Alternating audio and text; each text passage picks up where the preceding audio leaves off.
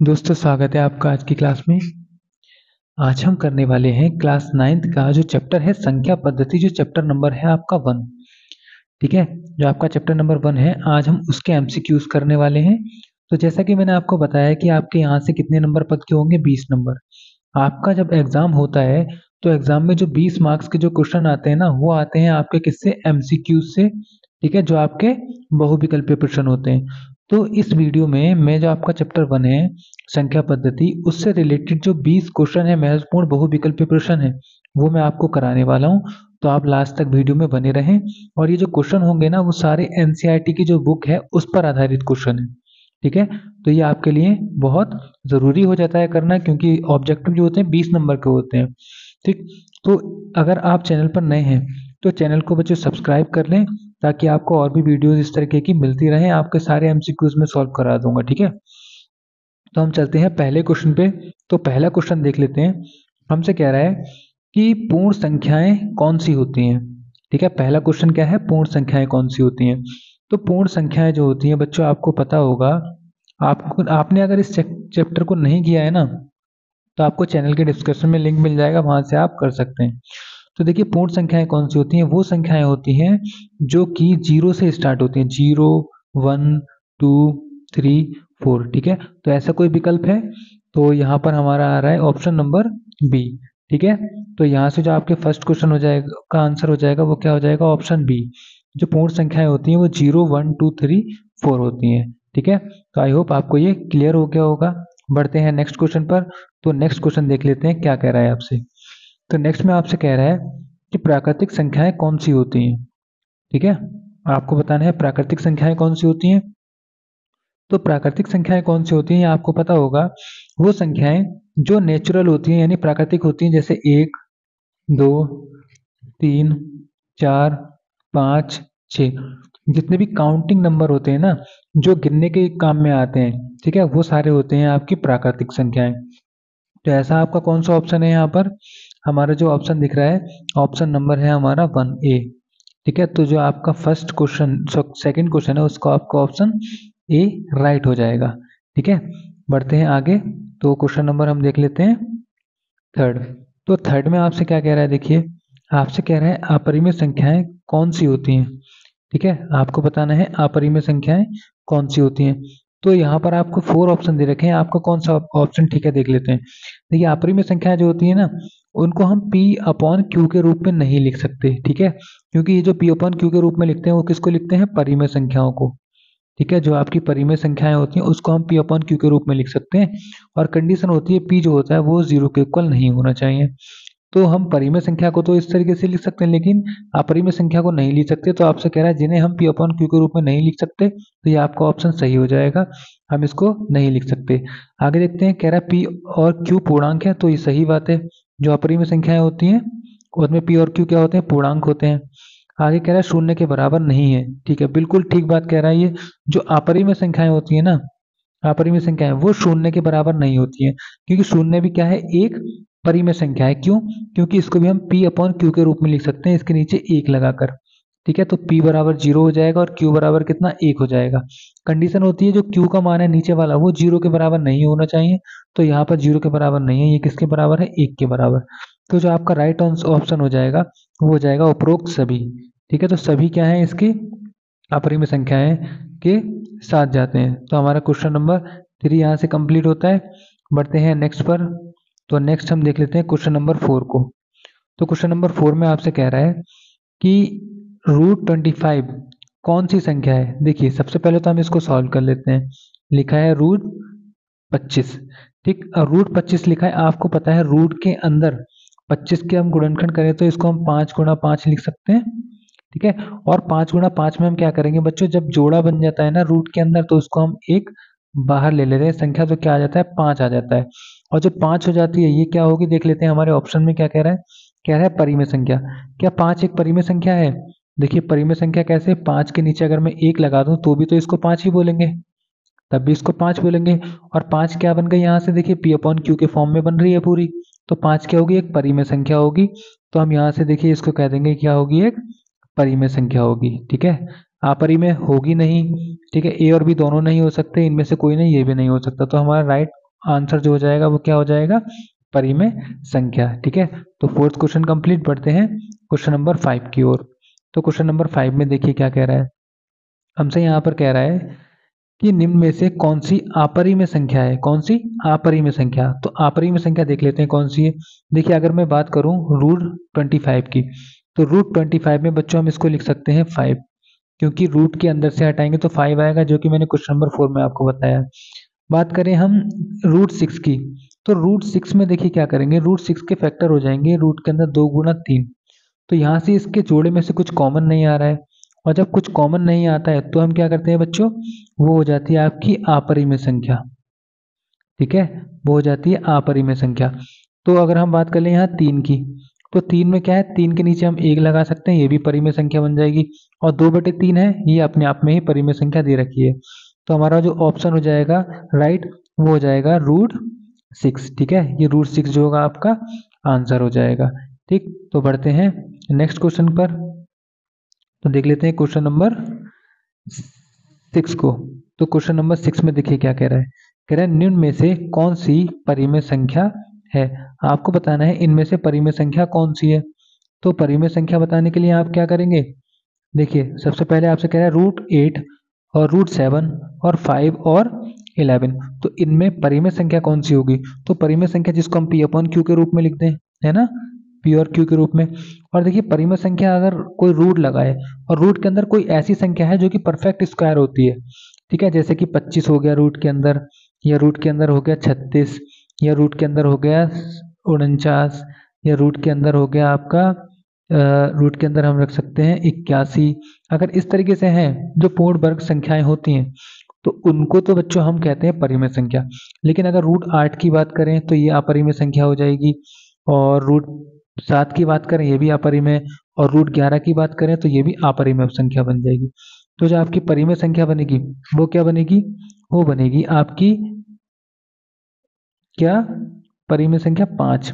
तो आपका जो ऑप्शन होगा वो सी ठीक हो जाएगा। ठीक है, क्वेश्चन नंबर 6 का।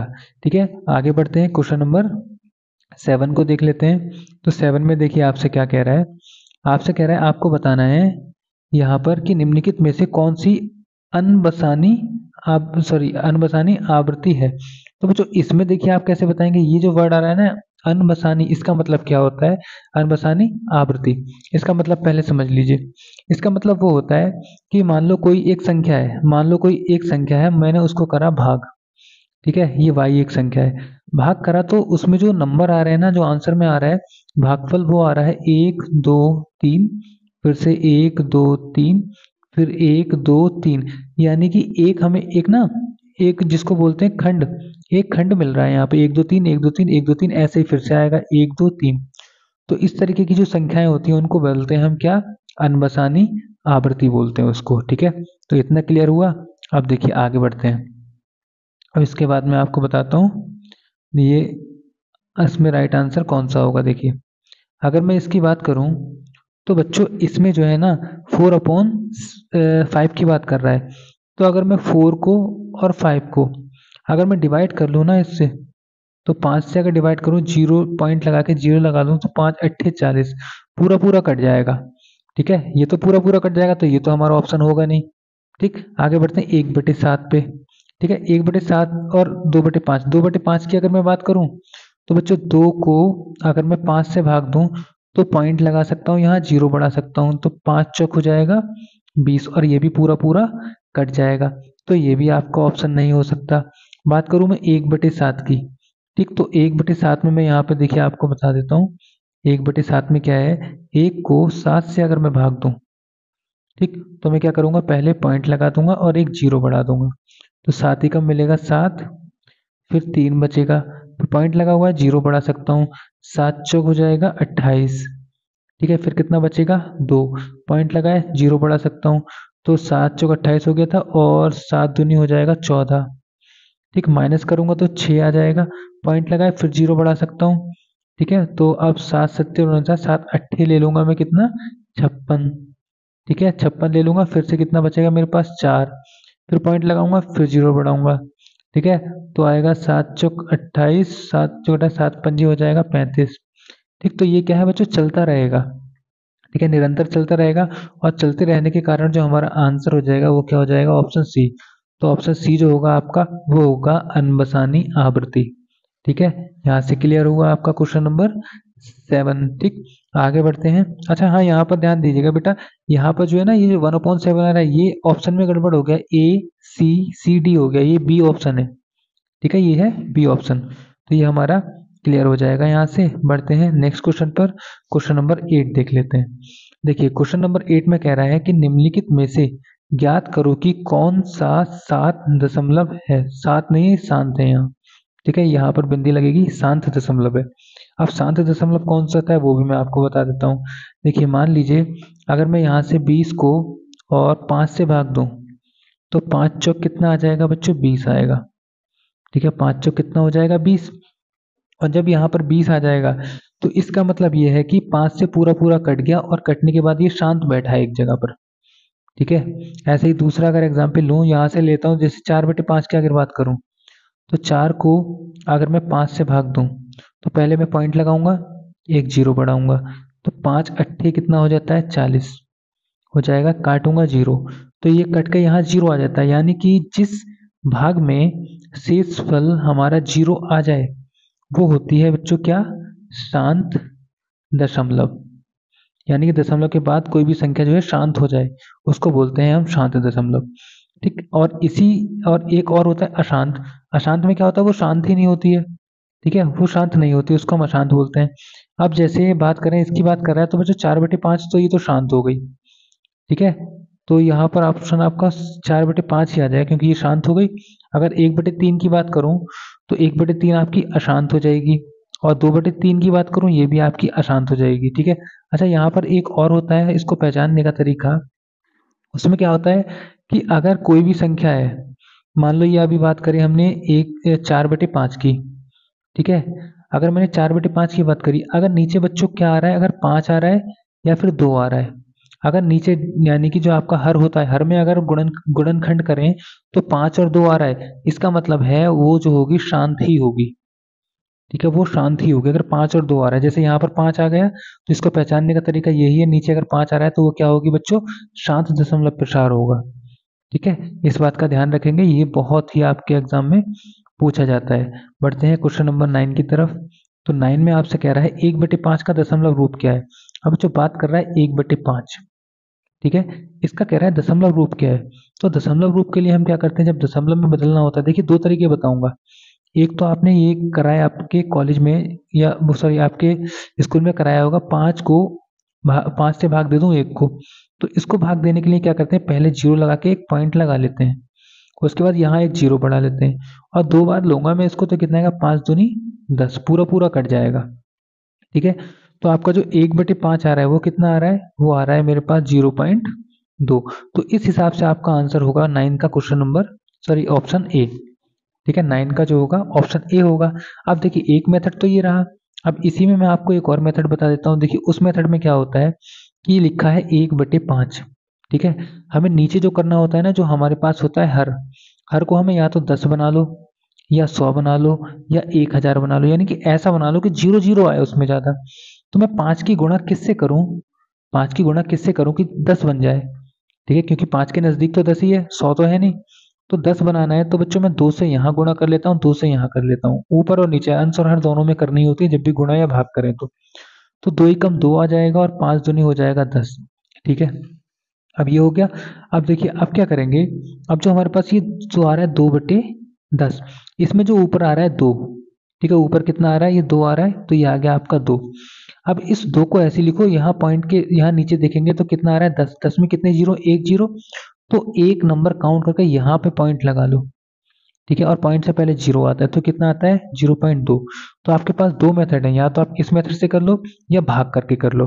ठीक है, अगर जो भी आता है आप उससे करें, क्योंकि यहाँ नए मेथड के चक्कर में अगर लग जाएंगे आप तो आपका टाइम वेस्ट हो जाएगा। क्योंकि ये जो एमसीक्यूज होते हैं ना, इनको बच्चों सॉल्व करने के लिए हमें कैलकुलेशन कुछ नहीं कर, मतलब ये जो कैलकुलेशन तो करनी पड़ती है लेकिन कुछ लिखित में नहीं देना पड़ता। अगर हमारा 2 सेकंड में हो जा रहा है तो 2 सेकंड में करेंगे, और 1 मिनट में हो रहा है तो 1 मिनट में करेंगे, लेकिन इसको हमें ज़्यादा टाइम नहीं देना है, क्योंकि अगर इसको टाइम दे लिया तो आपके एग्जाम में जो आपके लिखने वाले जो बड़े बड़े क्वेश्चन होते हैं ना वो आपके रह जाएंगे। इसलिए इसको जो है आप थोड़ा सा देख कर करें अच्छे से। ठीक, अब ये हो गया आपका क्वेश्चन नंबर 9। बढ़ते हैं क्वेश्चन नंबर 10 की तरफ। तो क्वेश्चन नंबर 10 में देखते हैं बच्चों क्या कह रहा है। कह रहा है 4/5 का दशमलव रूप क्या है। अब देखिए वही क्वेश्चन रिपीट कर दिया है दोबारा से। 4/5 की बात कर रहा है, यानी कि 5 से भाग देना है हमें किसको, 4 को। 4 को भाग देना है। तो देखिए पहले क्या करेंगे, जीरो लगा के एक पॉइंट लगा लेते हैं। ठीक है, क्यों लगाते हैं पॉइंट, क्योंकि यहाँ 5 बड़ा है 4 छोटा है। अब क्या करेंगे, एक जीरो यहाँ बढ़ा लेते हैं जब यहाँ पॉइंट बढ़ाया है तो 5 अट्ठे कितना होता है 40। तो ये हो गया आपका 40 और यहाँ कट करेंगे तो कितना, जीरो आएगा। तो 0.8 आ रहा है। देखिए पहला मेथड हो गया, तो हो गया आपका फर्स्ट मेथड। अब जरा इस पे बढ़ते हैं हम सेकंड मेथड पर। तो सेकंड मेथड में देखिए कितना होता है हमारा, 4/5 होता है। अब 5 को 10 बनाना है बच्चों, 2 से ऊपर गुणा कर लूँ मैं, 2 से नीचे कर लूँ तो कितना बन जाएगा, 8/10। ठीक है, ऊपर जो अंश आया उसको लिख लेंगे 8। और इसमें क्या है, इसमें कितना आ रहा है यहाँ पर, जीरो, एक जीरो आ रहा है। इसका मतलब एक नंबर काउंट करो, यहाँ पे आप डेसिमल लगा दो और ये कितना हो जाएगा, 0.8। तो 0.8 ये सेकंड मेथड से आ गया, ये फर्स्ट मेथड से आ गया। अब जो भी मेथड आपको अच्छा लगता है उससे करेंगे। आपका ऑप्शन हो जाएगा 10 का बी। ठीक है, क्वेश्चन नंबर 10 का आपका बी ऑप्शन हो जाएगा। ठीक है, बढ़ते हैं नेक्स्ट क्वेश्चन पर, क्वेश्चन नंबर 11 पर। तो क्वेश्चन नंबर 11 में देखिए बच्चों क्या कह रहा है, आपसे ये कह रहा है कि निम्नलिखित में से कौन सी संख्या, ठीक है, इन सब में से कौन सी ऐसी संख्या है जो कि 3/5 और 8/5 के बीच में नहीं है। देखिए अब मैं बात करूं किसकी, 3/5 की, और बच्चों दूसरा है 8/5। ठीक है, अगर यहाँ पर आपको ध्यान देना है, अगर आपके पास जो अंश है और हर है उसमें हर अगर एक जैसे हों तो सबसे आसान क्वेश्चन बन जाता है, चाहे कैसा भी हो। अब हर आपके पास ये है, इसका मतलब ये है इन दोनों के बीच में जो संख्याएं आएंगी ना, वो कौन कौन सी आएंगी। देखिए मैं यहाँ पर आपको लिख के दिखा देता हूँ। इन दोनों के बीच में जो संख्याएं आ रही हैं वो आ रही हैं, 3 के आगे कितना आता है, 4, तो हो गया 4/5। फिर आता है 5/5, फिर 6/5, फिर आता है 7/5। ये संख्याएं क्या है, इनके बीच की संख्याएं हैं। अब आप इसमें देख लीजिए अपने आंसर में, देखिए आपको क्या क्या मिल रहा है, 2/5, कहीं 2/5 है, 3 के बाद, 2/5 नहीं है ना, ये नहीं दिखा इसमें। 6/5 है तो 6/5 आपको ये मिल गया। 4/5 ये 4/5 भी है। 7/5 ये 7/5 भी है। तो आपसे क्या कह रहा था कि कौन सी बीच में नहीं है, तो आपने क्या देखा यहाँ पर कौन सी नहीं है, ये जो आपका 2/5 है ये नहीं है। तो आपका ऑप्शन हो जाएगा ए। ठीक, ऑप्शन ए आपका राइट आंसर हो जाएगा क्वेश्चन नंबर 11 का। ठीक है, बढ़ते हैं अगले क्वेश्चन पे। तो क्वेश्चन नंबर 12 देखिए, 12 में भी आपसे सेम यही बोल रहा है कि 1/4 का दशमलव रूप क्या है। बच्चों 1/4 की बात कर रहा है अब। ठीक, 1/4 की बात कर रहा है। तो देखिए 4 की मैं गुणा किससे करूं कि ये या तो 10 बन जाए या 100 बन जाए। तो 4 की गुणा अगर मैं 2 से करूं तो 8 बनेगा, लेकिन 10 तो बन नहीं रहा 4 की गुणा करके। 100 बन सकता है कब, जब मैं 25 के ऊपर गुणा कर दूं और 25 के नीचे। तो 25 ही कम 25 बन जाएगा, अपॉन में 25 चौक हो जाएगा 100। आप क्या करते हैं बच्चों, हर को तो अंश को ऐसे ही लिख देंगे, और लिखने के बाद आपके पास यहाँ कितने जीरो हैं, 2 जीरो। तो पीछे से दो दो संख्याएं काउंट कर लेते हैं, 5 और 2, ये 2 संख्याएं हो गई। इसके बाद यहाँ पे पॉइंट लगाओ, यहाँ एक जीरो बढ़ाओ। तो बच्चों क्या आंसर आ रहा है आपके पास, 0.25, जो कि आपका ऑप्शन नंबर सी रहेगा। अब देखिए ये तो हमारा हो गया सेकंड वाला मेथड जो मैंने आपको बताया था, नया वाला। अब आ जाते हैं ओल्ड वाले पे। एक को भाग देना है किससे, 4 से। 4 से देना है, एक छोटा है 4 बड़ा है। हमें क्या करना है, एक जीरो लगा के एक पॉइंट लगाना है और एक जीरो यहाँ बढ़ा लेना है। तो 4 दूनी हो जाएगा 8, माइनस करेंगे बचेगा 2। ठीक है, अब पॉइंट लगा हुआ है, यहाँ हम जीरो बढ़ा सकते हैं, क्योंकि पॉइंट एक ही बार बढ़ाएंगे बच्चों कहीं भी, और जीरो कितनी भी बार बढ़ा सकते हैं। अब 4 के पहाड़ में 20 आता है, 4 पंजे 20, तो ये आ गया आपके पास 20, घटाएंगे जीरो आएगा, तो कौन सा आ रहा है, 0.25। तो आपका जो ऑप्शन सी है वो आपका करेक्ट हो जाएगा क्वेश्चन नंबर 12 का। ठीक है, बढ़ते हैं अगले क्वेश्चन पे। तो अगले क्वेश्चन में आपसे कह रहा है, देखिए कह रहा है कि 0.555 का p/q रूप क्या होगा। देखिए 0.55 है, ये आपका लिखा है 0.5555 और ये बढ़ता जा रहा है। ठीक है, यहाँ डॉट डॉट डॉट नहीं लगा है, मैंने यहाँ लिख दिया, ये दे रखा है। अब देखिए इसको सॉल्व करने के लिए हम क्या करते हैं, इसको सॉल्व करने के लिए आपको यूज करना है, देखिए क्या, सबसे पहले आपको यहाँ पे जो दे रखा है ना उसको मैं x मान लूँ। ठीक है, मैं यहाँ पे मान लेता हूँ कि माना x बराबर 0.5555 और ये अनंत तक जितना हम चाहें उतना ले सकते हैं, अनंत तक है। ठीक है। अब क्या करता हूँ मैं, यहाँ पर दोनों ओर 10 से मल्टीप्लाई कर दूं तो ये x का क्या हो जाएगा, 10x हो जाएगा, बराबर इससे क्या हो जाएगा, एक पॉइंट उस तरफ चला जाएगा, जब 10 से गुणा करूंगा तो 5.5555 इस तरीके से बन जाएगा। ठीक, अब ये हो गई हमारी कौन सी, समीकरण नंबर 1, और ये हो गई समीकरण नंबर 2। अब मैं क्या करता हूँ, जो समीकरण नंबर है 2, समीकरण 2 उसमें से घटा देता हूँ मैं समीकरण नंबर 1 को। ठीक है, क्या करता हूँ, घटाने पर। अब मैं इसको जब घटाऊंगा तो बच्चों क्या होगा, देखिए 10x में से 1x जाएगा, कितना बचेगा, 9x बचेगा, बराबर यहाँ पर देखिए ये वाली पूरी चीज इस वाली पूरी चीज से कट जाएगी, और 5 में से 0 जाएगा तो कितना बचेगा, 5 बचेगा।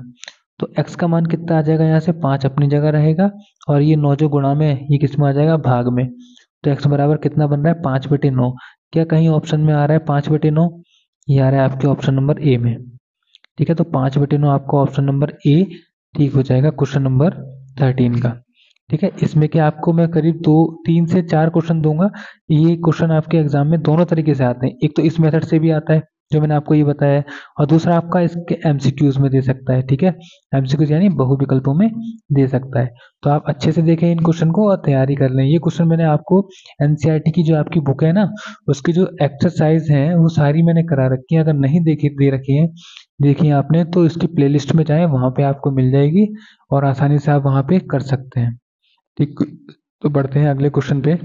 अगले में देखिए क्या कह रहा है आपसे, कह रहा है निम्नलिखित में से कौन सी संख्या 2/11 और 6/11 के बीच में नहीं है। देखिए सेम क्वेश्चन रिपीट हो रहा है।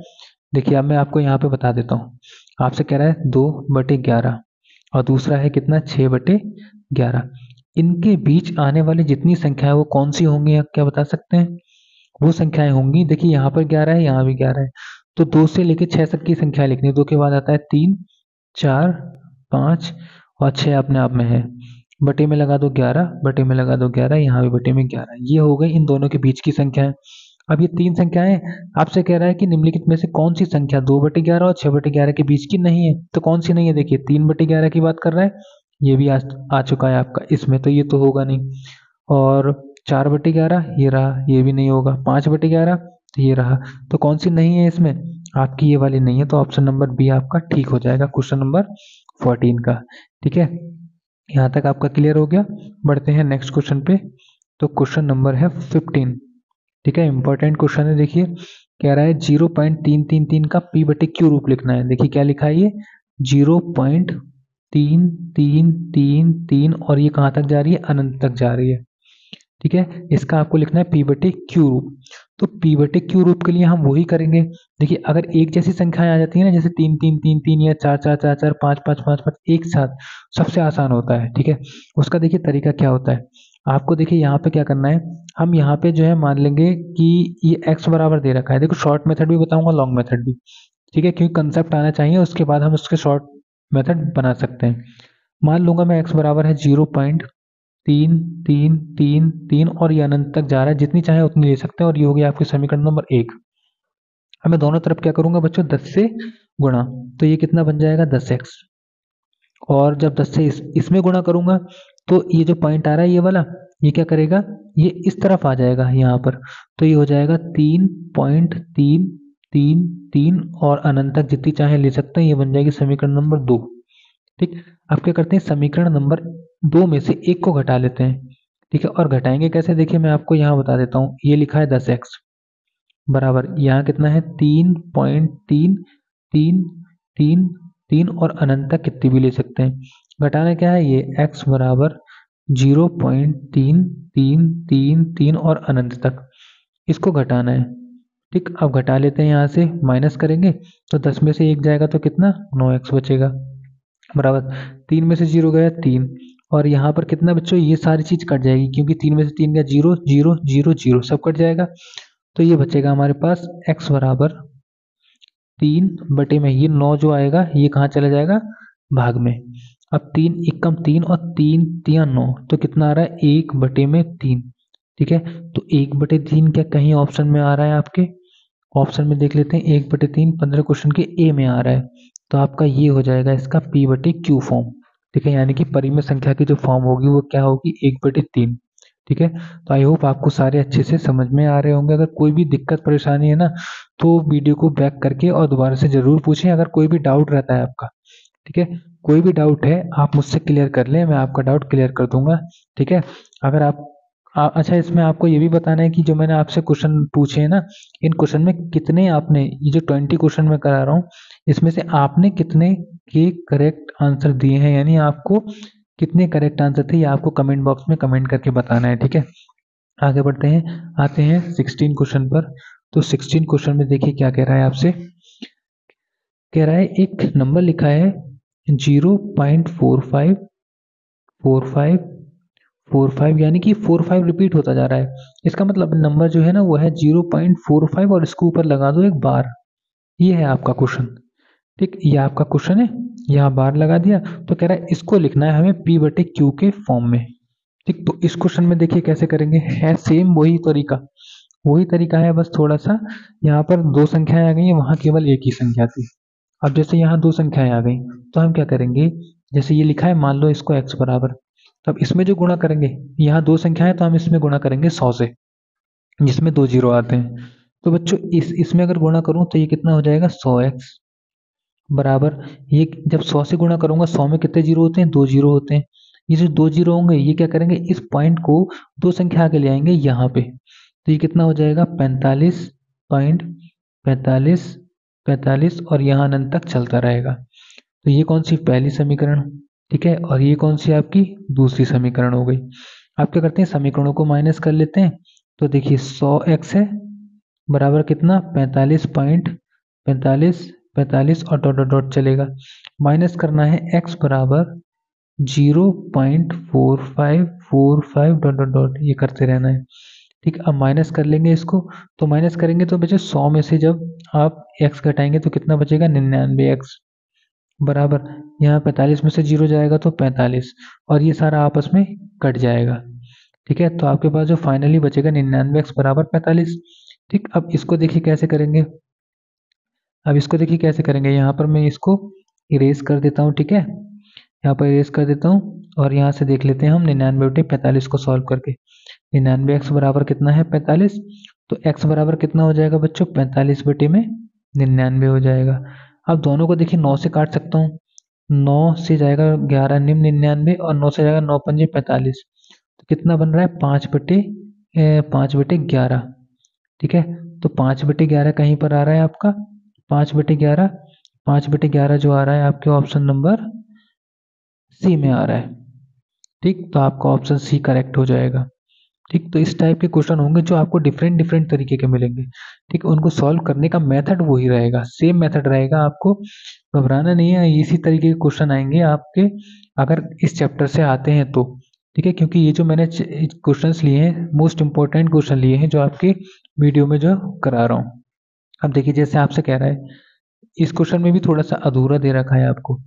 ठीक है, अधूरा क्या दे रखा है बच्चों, आपका जो लिखा है ना, ये जो 0.01 जो लिखा हुआ है आपका, ठीक है, लिखा है 0.01, ये क्या है देखिए 0.01 01 इस तरीके से दे रखा है ये नंबर भी। अब इसको भी P/Q में लिखना है, तो बच्चों इसका मतलब है 0.1 पे क्या लगा है, बार लगा है। इसका मतलब बार लगा है दो संख्याओं पे, जब दो संख्याओं पे बार लगा है तो इसका मतलब है हम इसमें गुणा किसकी करेंगे 100 की। ठीक है, 100 की गुणा करेंगे। अच्छा, इसका मैं शॉर्ट मेथड भी अभी आपको बताता हूँ। देखिए पहले इसको बता देता हूँ। देखिए यहाँ से जब मैं 100 की गुणा करूंगा तो ये x बराबर मान लेते हैं, तो ये हो जाएगा 100x बराबर 100 से गुणा करूंगा तो दशमलव यहाँ से हट के कहाँ दो संख्याओं के इधर आ जाएगा, यानी 01.01 इस तरीके से चलेगा।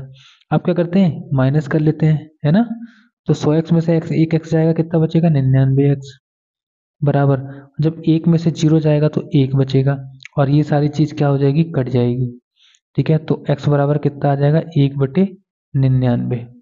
ठीक है, तो 1/99 कहाँ आ रहा है, आपके ऑप्शन नंबर ए में आ रहा है। ठीक है, तो आपका ऑप्शन नंबर ए करेक्ट हो जाएगा। अब देखिए मैं इसकी बताता हूँ आपको शॉर्ट फॉर्म मतलब इसको हम शॉर्ट में कैसे सॉल्व करेंगे।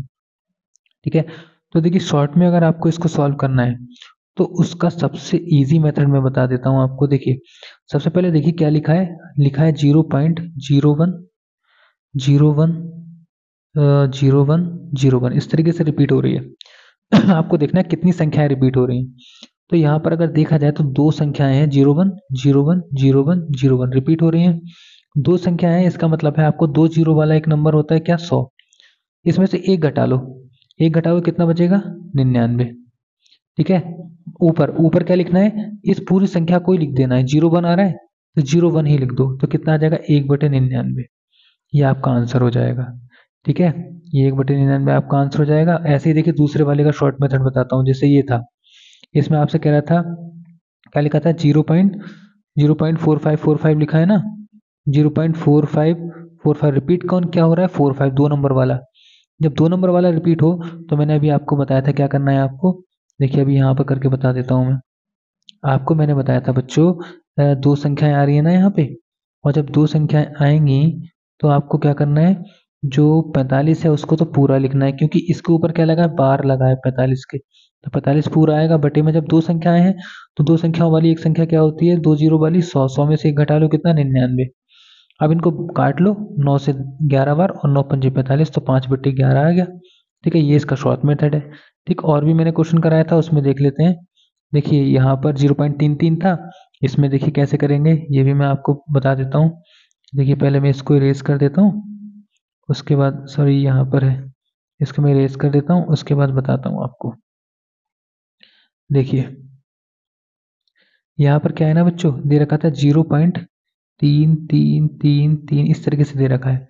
तो रिपीट क्या हो रहा है, केवल 3 हो रहा है, तो 3 को तो आप यहाँ रख देंगे। बटे में 3 एक ही संख्या रिपीट हो रही है, एक संख्या यानी जिसमें एक जीरो आता है वो क्या होता है 10, और 10 में से एक घटा लो कितना बचता है 9। 3/9 हो गया, 3 एकम 3 और 3 3 9, तो कितना बन रहा है बच्चों 1/3। तो इसका आंसर भी देखिए 1/3 था। क्या और भी थे इसमें के क्वेश्चन, और इसके क्वेश्चन एक ये था, ये वाला क्वेश्चन था। तो देखिए ये भी मैं इसी मेथड से आपको बताता हूँ, ये शॉर्ट मेथड है जो मैं आपको बता रहा हूँ ना, ये क्या है बच्चों शॉर्ट मेथड है। ठीक, तो देखिए इसको कैसे करेंगे, शॉर्ट मेथड ये भी पता होना चाहिए। ठीक है, कभी कभी वो काम नहीं आया तो ये वाला काम आ सकता है। लिखा है 0.5555, रिपीट क्या हो रहा है बच्चों केवल 5, यानी एक नंबर रिपीट हो रहा है, तो इस नंबर को यहीं लिख लो। बटे में एक जीरो जिसमें आता हो, क्योंकि एक नंबर रिपीट हो रहा है, एक जीरो आता है 10 में, 10 में से एक कम कर लो कितना 9 बचता है। आंसर क्या आ रहा है आपका 5/9 आ गया। देखिए यही, तो इस तरीके से आप क्वेश्चन को इजी तरीके से कर सकते हैं। ठीक है, अब ये आप पे डिपेंड करता है कि आपका जो माइंड है वो किस तरीके से वर्क कर रहा है। देखिए इसको मैं उसी मेथड से करा के दिखा देता हूँ पहले, फिर लॉन्ग मेथड से बता दूंगा। बच्चों 0.7 है, ठीक है, और यहाँ 7 7 7 चलता जा रहा है। ठीक, तो रिपीट क्या हो रहा है 7। अब जो 7 रिपीट हो रहा है तो 7 को पूरा लिख देंगे, और एक नंबर रिपीट हो रहा है यानी कि एक जीरो वाला नंबर क्या होता है 10, और 10 होता है 10 में से एक कम कर लो तो कितना बचता है 9। तो कितना आंसर आएगा आपका 7/9 आ जाएगा 18 का। ठीक है, 7/9। अब देखिए उसको मैं कराता हूँ आपके लॉन्ग मेथड से, ये आया कैसे, क्योंकि आपको कंसेप्ट आना चाहिए, क्योंकि कंसेप्ट ही क्या होता है किसी भी क्वेश्चन की पावर होती है। देखिए ये लिखा है आपके पास 0.77777, ठीक है, डॉट डॉट डॉट, तो इसको मान लेते हैं x बराबर, एक नंबर रिपीट हो रहा है यानी कि 10 से यहाँ पे गुणा कर लेंगे 10x, और 10 से यहाँ करेंगे तो 7.7777 ये हो जाएगा। अब बच्चों क्या करना है, 10x बराबर 7.77 में इंटरेस्ट चलेगा, इसमें से माइनस कर लेंगे x बराबर 0.777 इस तरीके से, तो माइनस करेंगे यहाँ बचेगा 9x और यहाँ बचेगा 7, तो x बराबर कितना हो जाएगा 7, और ये गुणा की चीज ये कहाँ आ जाएगी भाग में, 7/9 बन जाएगा। ठीक है, तो है इजी ये वाला मेथड। तो इस तरीके से आप क्वेश्चन को कर सकते हैं। ठीक, आगे बढ़ते हैं, हम देख लेते हैं अपना क्वेश्चन नंबर 19। ठीक, 19 देखिए इस क्वेश्चन को करेंगे हम। ठीक, अच्छा क्वेश्चन है, इस टाइप की जो सर्व समीकरणाएं होती हैं वहां से क्वेश्चन आ जाता है। देखिए अगर आपको पता है, देखिए यहाँ पर ये जो संख्या है ना इसका मान ज्ञात करना है। आपको दोनों तरीके से बताता हूँ। देखिए एक तो हमारी सर्व समीकरण होती है, कहीं अगर लिखा होता है x माइनस का y, ठीक है, और लिखा हो x प्लस का y, यानी एक बार प्लस करा हो एक बार माइनस करा हो, संख्याएं ये दोनों में बराबर हो, तो उसको हम करते हैं x² माइनस का y²। ये होती है हमारी एक सर्व समीकरण। ठीक है, ये आपने क्लास 9th में अच्छे से पढ़ी होगी। अब देखिए, और 8th में भी पढ़ी होगी आपने, और 7th में भी पढ़ी होगी ये। ठीक है, ये वाली सर्व समीकरण। अगर मैं इसकी बात करूं, ये लिखा है 4 माइनस √3, और ये लिखा है 4 प्लस का √3, तो इसका आंसर क्या बनेगा x, यानी कि जो पहली संख्या आ रही है क्या आ रही है 4, 4 का कर दो स्क्वायर माइनस दूसरी संख्या √3 है तो √3 का कर दो क्या स्क्वायर। तो 4 का स्क्वायर होता है 4 चौक 16 माइनस √3 का स्क्वायर। देखिए √3 का स्क्वायर यानी √3 को कितनी बार लिखेंगे हम 2 बार। और जब √3 की √3 से मल्टीप्लाई हो तो रूट में क्या होता है बच्चों, अगर रूट के अंदर एक जैसी संख्याएं हैं तो उन दोनों संख्याओं में से एक संख्या को बाहर ले लो 3 को, तो ये कितना आ जाएगा 3। और 16 में से जब 3 जाएंगे तो बच्चों कितना बचेगा 13। तो आंसर क्या आएगा आपका 13, यानी ऑप्शन सी आपका ठीक हो जाएगा। तो इतना क्लियर हुआ आपको। अब देखिए इसी का दूसरा तरीका मैं बता देता हूँ।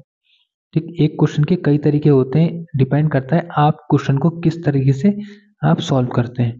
देखिए एक तो आपका सर्वसमीका वाला मेथड हो गया। अब देखिए दूसरा कौन सा मेथड है मैं बता देता हूँ आपको। देखिए दूसरे मेथड में क्या करेंगे, ये आपको दे रखा है 4 माइनस √3 और दे रखा है 4 प्लस √3। आपने क्या करना है, पहले 4 की मल्टीप्लाई 4 से करेंगे कितना आएगा 4 चौक 16। ठीक है, अब फिर 4 की मल्टीप्लाई √3 से करेंगे तो आ जाएगा क्या प्लस का 4 √3। फिर आप √3 की 4 से करेंगे तो कितना आ जाएगा माइनस का 4 √3। फिर ये देखिए माइनस और प्लस माइनस हो जाएगा और √3 की √3 से करेंगे तो कितना आता है बच्चों 3। ठीक है, अब देखिए क्या होगा, यहाँ से आपको कुछ कटते हुए दिख रहा होगा, इस 4 √3 से 4 √3 कट जाएगा क्योंकि एक प्लस में एक माइनस में। तो आपके पास क्या बचेगा, आपके पास बचेगा 16 माइनस 3 और 16 में से 3 जाएगा तो क्या बचेगा बच्चों 13। तो ऑप्शन नंबर आपका सी करेक्ट हो जाएगा। ठीक, तो यहाँ तक आपका क्लियर हो गया। 19 क्वेश्चन हो गए आपके। आगे बढ़ते हैं अगले क्वेश्चन पर। तो अगला जो क्वेश्चन है वो आपसे क्या कह रहा है देख लेंगे।